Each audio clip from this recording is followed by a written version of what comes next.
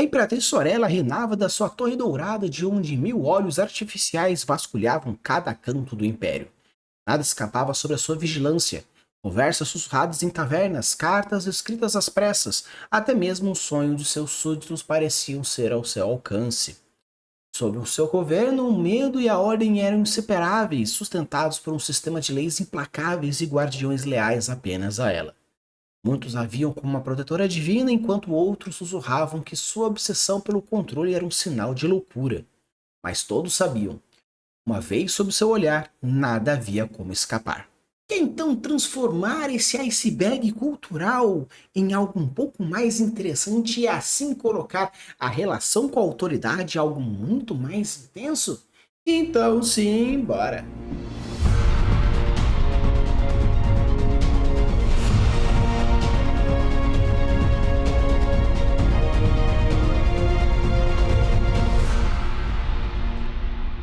Alô, Libes, tudo bem? Aqui é Rafael Campos e hoje estou com mais um episódio trazendo o iceberg cultural aqui para vocês e hoje iremos falar um pouco sobre a relação com a autoridade.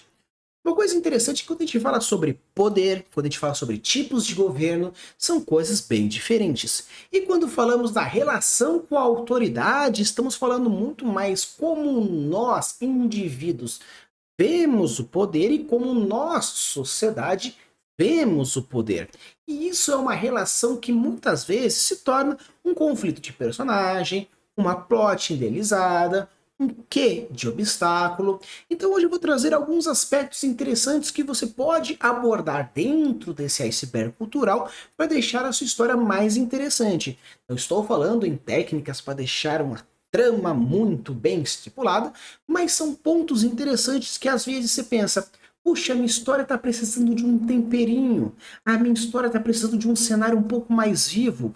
Como que eu posso colocar elementos para deixar algo interessante, uma distopia, uma utopia?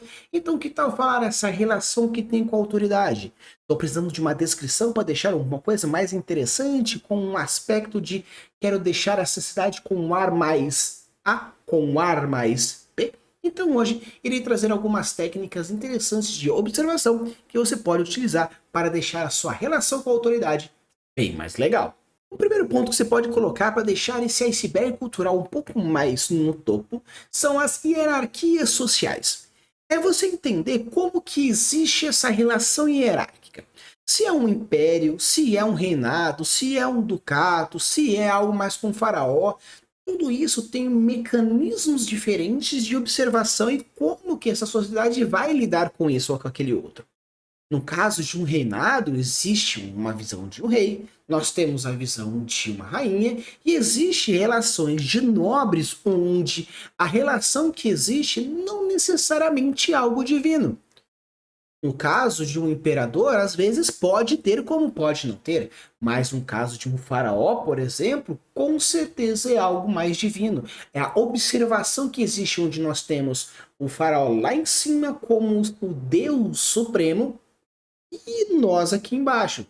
Já no caso de um reinado, nós temos o rei, nós temos os nobres, nós temos os príncipes, nós temos isso e aquilo, até chegar no servo, até chegar no plebeu, até chegar no escravo, até chegar no burguês.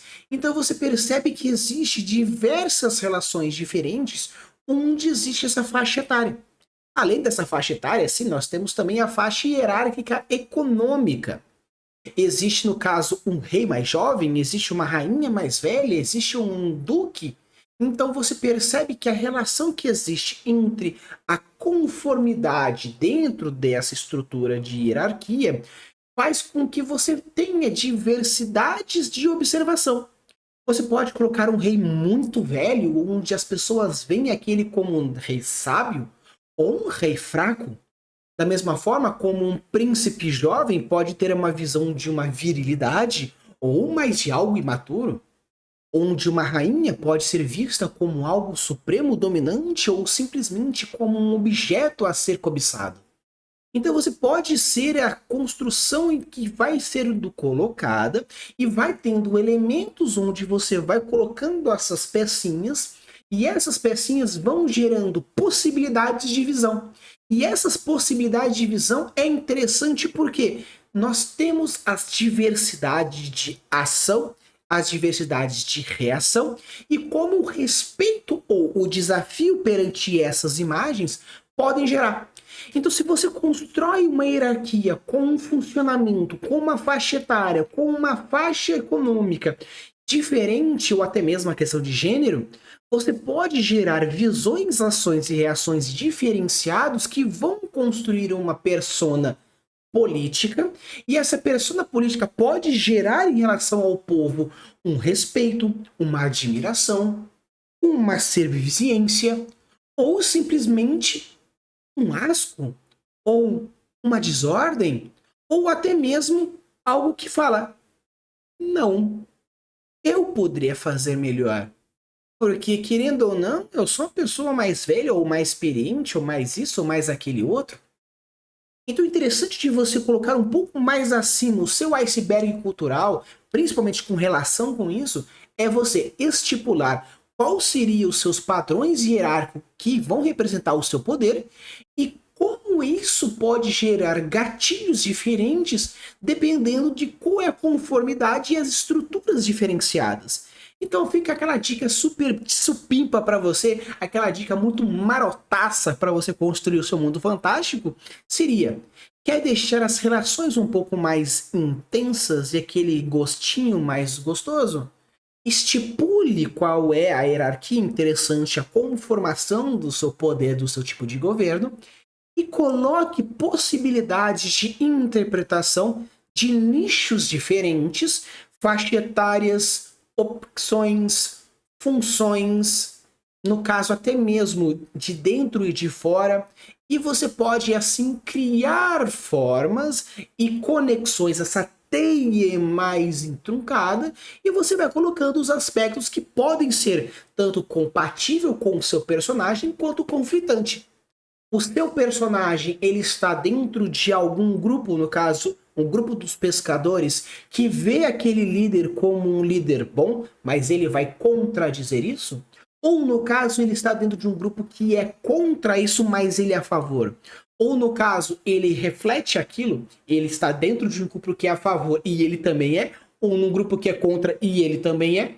É interessante você ir brincando com essas ideias, porque isso vai gerar gatilhos tanto de plot quanto de personagem, e assim demonstra de uma forma geral quais são as relações que esse grupo, essa faixa etária, esse grupo econômico, esse grupo funcional vai ter em relação ao seu líder, àquele poder específico. O próximo são códigos de conduta, que eu vou dar uma passada geral porque vai ter um episódio específico sobre eles. Os códigos de conduta é algo interessante porque quando a gente fala sobre os códigos, estão diretamente ligados a leis, mas diferentemente quando a gente fala sobre os códigos de conduta em relação com o ar de sociedade, seria quais seriam as normas sociais que têm relação com aquela autoridade. Você precisa baixar a cabeça quando a autoridade passa? Você precisa fazer um símbolo sagrado para quando aquela coisa passa? Por acaso você precisa dizer alguma palavra, por exemplo, vossa X ou vossa Y, para representar tal pessoa quando estiver falando? Então é interessante porque as normas de conduta estão diretamente ligadas àqueles pequenos detalhes que vão gerar aqueles padrões de relação que a gente disse anteriormente. No caso de alguém superior, existe um pronome vocativo? Ou no caso, como acontece no japonês, onde existe a mesma faixa etária, a mesma função, a gente coloca o san. Quando é algo mais superior, a gente coloca um sama. Então é interessante porque essas normas de conduta estão diretamente ligadas ao tipo de linguagem, está diretamente ligado aos tipos de gestos, está diretamente ligado à forma como você se porta.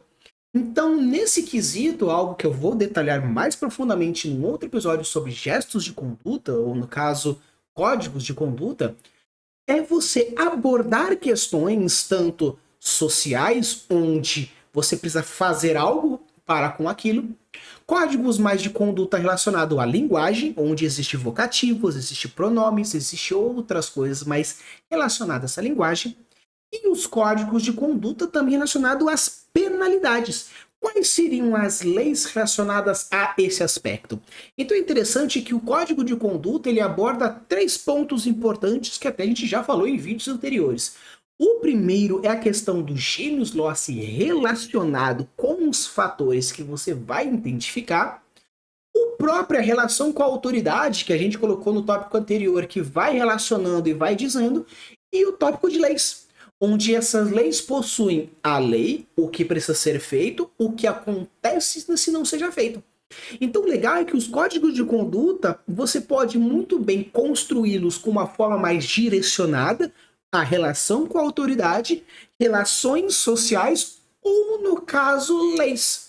Então é interessante porque isso aqui, como eu abordo os 3 pontos diferentes, eu vou fazer um vídeo mais aprofundando, criando essas 3 conexões mais profundamente. Mas caso você queira colocar os seus códigos de conduta relacionando com a sua autoridade, seria você imaginar quais são os aspectos vocativos, comportamentais e gestuais que vão relacionar diretamente com a sua autoridade e quais são as punições caso você não faça. Agora o próximo tópico eu acho interessante porque nós vamos abordar a autoridade com a religião. Algo que nós já falamos no tópico primeiro é que existe sim aspectos motivacionais que justificam o fato de você ter essa autoridade. Um rei, na verdade, ele é um rei porque ele foi o líder que gerou algo, que uma guerra consecutiva, ou no caso ele salvou alguém de tal coisa, ou simplesmente existe algo mais divino. E quando existe esse algo mais divino, existe uma profundidade muito mais interessante devido às crenças que estão relacionadas. É interessante porque quando a gente fala, por exemplo, sobre crença, crença é uma capacidade que o ser humano tem de colocar uma afirmação e gerar um comportamento e umas relações direto desse conceito. Tanto que existe o que a gente chama de crenças limitantes, que são algumas verdades que você coloca dentro de si, que geram uma autoafirmação, fazendo com que você faça ou não faça algo. Se você tem uma crença limitante que não permite você fazer X, você nunca vai passar de X. Então, quando a gente fala sobre crenças e autoridades, elas são forças muito fortes, onde elas, quando se conectam, se torna algo muito mais estagnado. Se mantém muito mais o status quo devido a essa questão. Tanto que o One Piece é interessante porque aborda muito isso de não existe um líder que está sobre o trono vazio acima dos outros reinos. Porque existe uma crença de que ninguém pode ser dono do mundo. Porém, existe sim alguém que é autoridade que passa por cima dessa crença devido ao fato de ser o Gênese. Então é interessante porque quando falamos de religião e autoridade, não é simplesmente um poder humano, mas um poder divino. Se você é contra Deus, você está muito mais deslocado da sociedade devido porque se você vai contra uma divindade, algo supremo, você não está nem disposto a ter algo como uma vida eterna, uma vida boa, mas sim predestinado ao fracasso, predestinado a sofrer. Então é legal porque quando você brinca com autoridades e religião, você brinca com crenças e ideias. E essas ideias, ao ser cristalizadas nessas crenças, geram barreiras, geram paredes, geram ideias que limitam ou ideias que intensificam. Se você entende que aquela autoridade, ela é uma autoridade suprema devido aos fatores de ser algo mais assim ou mais assado, você gera situações que, eu espero X, por isso eu quero. Tanto que nisso você pode criar movimentos extremistas devido a essas crenças em relação com a autoridade. Eu espero que essa autoridade faça X devido às minhas crenças, porque a minha religião diz. Ou eu não espero nada porque a minha religião diz alguma outra coisa. Então é interessante que a relação que você tem com algo supremo, com essa autoridade, que seja ou governamental ou religiosa, faz que você espere algo ou não espere algo, ou que você faça algo ou não faça algo.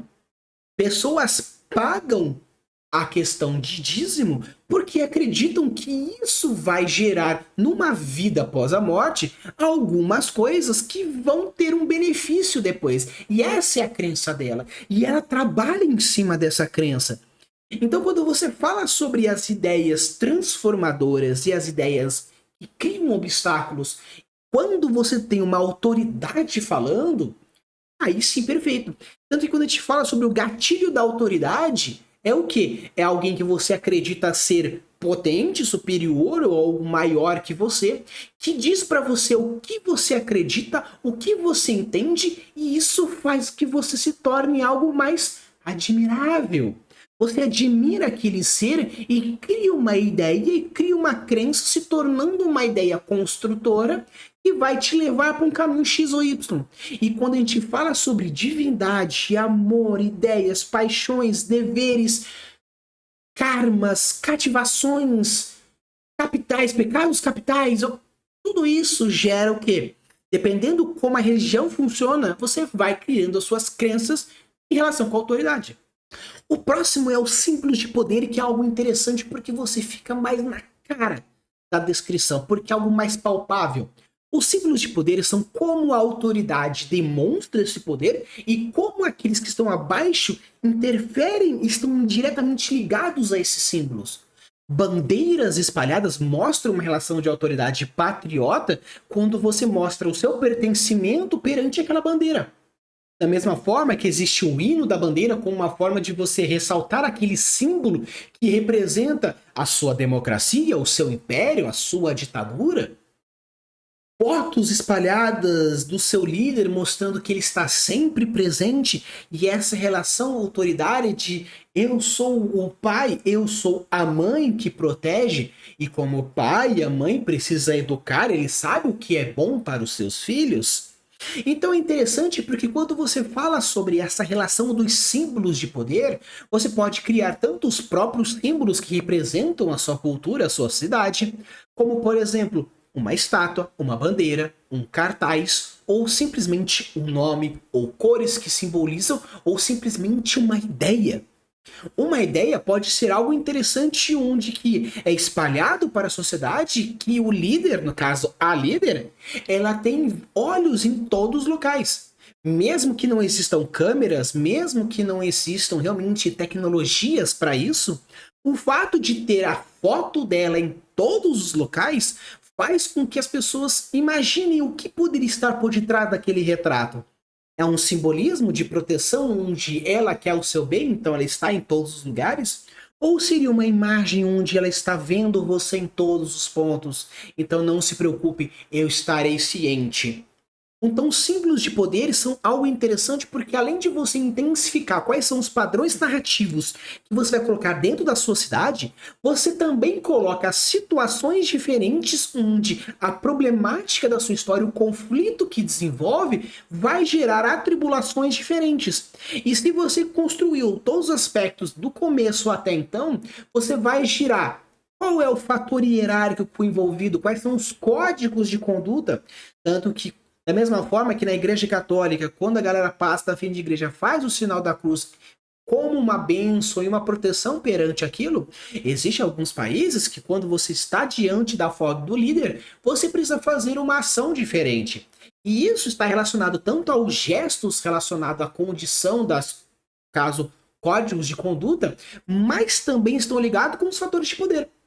Porque se você tem aquela imagem que representa o seu líder, a sua líder, e você gera esse sentimento de conduta da mesma forma como se tivesse alguém pessoalmente, você está demonstrando o seu poder. Ou simplesmente o fato de todo mundo ter o mesmo sobrenome, ou no caso da líder, todas as meninas têm o mesmo nome, ou nenhuma tem o mesmo nome, porque esse nome representa esse simbolismo perante essa líder, é algo interessante. Então, quando você for construir a sociedade para demonstração de poder, relacionando essa autoridade, seja ela qual for, religiosa, econômica, política ou o que seja, quais são os aspectos visuais que você vai escolher para simbolizar a existência dessa autoridade nesses aspectos pontuais? O último aspecto que eu acho bem interessante é a questão da educação e autoridade. Por quê? A educação é uma forma muito fácil, ou no caso, muito efetiva, para você construir uma geração tendenciosa. Uma educação onde demonstra que o líder é o melhor, a líder é a melhor e existe todas as leis de repetição, você está criando um grupo de pessoas que foram treinados em cima desses aspectos de conduta, símbolo de poder e hierarquia e relações de conduta. Com isso, você percebe que todos os pontos que vão se desenvolvendo gera esse fator. E a educação não está necessariamente dentro de um fator infantil, mas sim a educação que existe perante tudo. As pessoas dizem, você precisa dizer isso, você precisa fazer aquilo, você faz aquele outro, você não faz aquele outro. E esse reforço que existe dentro dessas conexões geram situações diferentes e geram uma educação mental, que a gente pode muito bem chamar de lavagem cerebral, mas uma educação mental para que aconteça tal coisa, seja tanto internamente quanto externamente. Quando você vai em ambientes ditatoriais e você pergunta para alguém lá, você fala como é a sua relação com o líder, mesmo que a pessoa ela entenda que aquilo não é bom, pode ser que ela até realmente acredite que aquilo é bom. O fato de que existe toda uma lavagem cerebral devido às situações. Claro que quanto mais intensas ou menos intensas, ou quais são os mecanismos relacionados, pode gerar uma situação ou outra. Porém, existe como, por exemplo, alguns grupos tribais que se sacrificam, que sofrem, que faz algo perante a divindade porque eles acreditam dentro das suas crenças que aquela autoridade há de fazer por elas de alguma forma. E simplesmente o simbolismo por aquilo gera situações que vão criar conexões mais para isso, mais para aquele outro. Então é interessante porque a educação gerada aqui não é simplesmente uma educação infantil onde a pedagogia é o meio transformativo, mas sim também algo que é muito forte, onde a educação autoritária, a relação que as crianças precisam ter para com a autoridade é envolvido aqui e fica muito forte. Porém, não apenas nisso, mas em toda a linha temporal da cidade, de dentro da faixa etária menor até a faixa etária maior, quanto às suas questões, o que é ensinado, o que é propagado, o que é cristalizado, o que é repetido inúmeras vezes, que se torna algo que aos poucos vai sendo incorporado dentro de uma ideia, uma crença, um propósito. Então, quando você constrói relações com autoridades, tem diversos ainda fatores tecnológicos, fatores culturais, fatores diversos. Porém, eu achei interessante trazer esses tópicos para vocês, porque quando a gente fala da autoridade, é uma pessoa, é um ser, é alguma coisa que representa aquilo que você quer que ela represente. E essa representatividade pode gerar uma relação de poder com X, uma visão de mundo com Y, e essa forma como você, escritor e escritora mestre, vai brincar com todos esses fatores, geram ideias de conflito, ideias de obstáculo, propostas de arco, em construções narrativas e diversos outros fatores.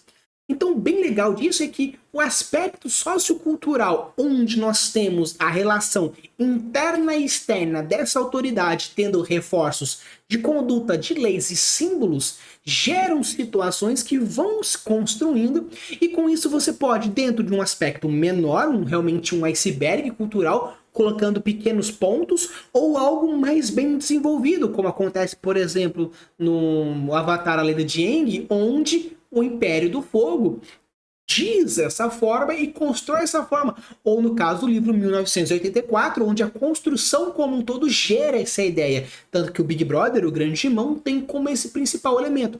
Além de que você pode também colocar elementos tanto que você percebe no seu país, ou no caso na sua região, símbolos democráticos, imagens de poder, até evoluir em algo bem mais forte, ditatorial, como acontece, por exemplo, na Coreia do Norte, onde existem diversos outros elementos que representam esse poder e esses simbolismos.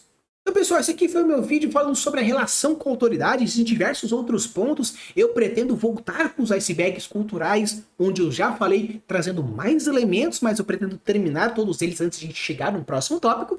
Mas é interessante trazer aqui para vocês como arcos narrativos podem ser gerados a partir de pequenos elementos que muitas vezes são deixados de lado. Se você chegou até aqui, deixa o seu like, se inscreve no canal, porque nós temos diversos vídeos sempre trazendo técnicas, propostas, análises, reviews ou até mesmo formas diferentes de ver o world building seu e de restantes. Use e abude das suas construções e deixe os mundos cada vez mais incríveis. Valeu!